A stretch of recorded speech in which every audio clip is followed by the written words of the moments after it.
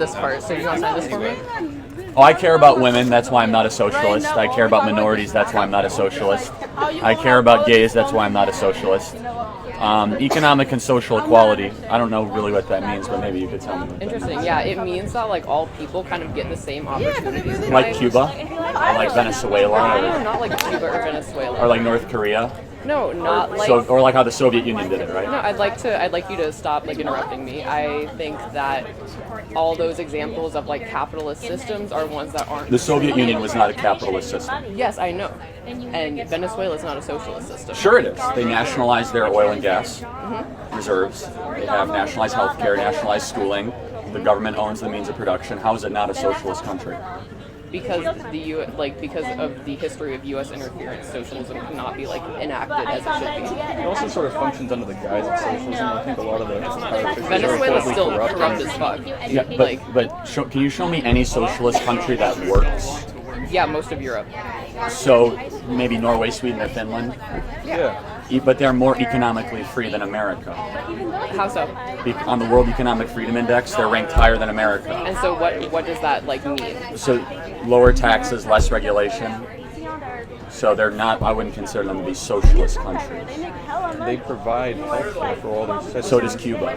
How does that work? I'm sure because they're like Norway, Sweden, Finland also has a homogenous population. I want to know about this. yeah. Why do you think? Why is that sort of thing promoted? Because it's 6 to 7 million people. They don't need a homogenized society. You don't need it.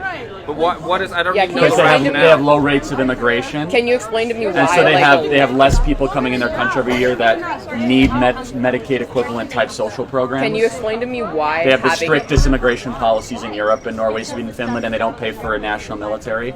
70 to 80% tax rates for the highest earners, of which I oppose completely. Sweden has full school choice, which I'm sure you support, right?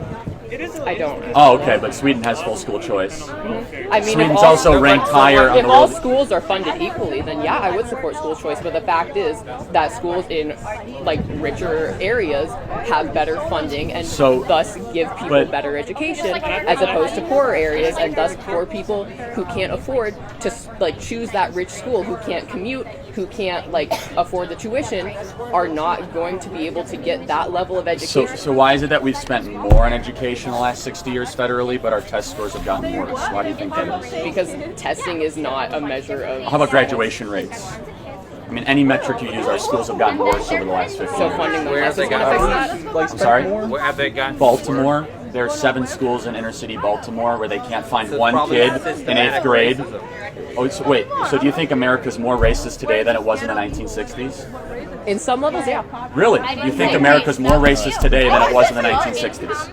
I think still more racist than it should be. I mean, yeah, I want to say like, I think like net racist. I mean, do you want it to be more racist? Yeah, that's what like it seems no, like. it's not. Actually, I think we're significantly less racist, so you can't blame racism for why these communities are not doing well. Really? Could No, you not significantly blame, less. Could you not blame, What for is your example, race metric? Well, let me look. Okay, so in the 1960s, blacks weren't allowed in the National Basketball Association. In the 1960s, the Civil Rights Act hadn't been passed until 1965.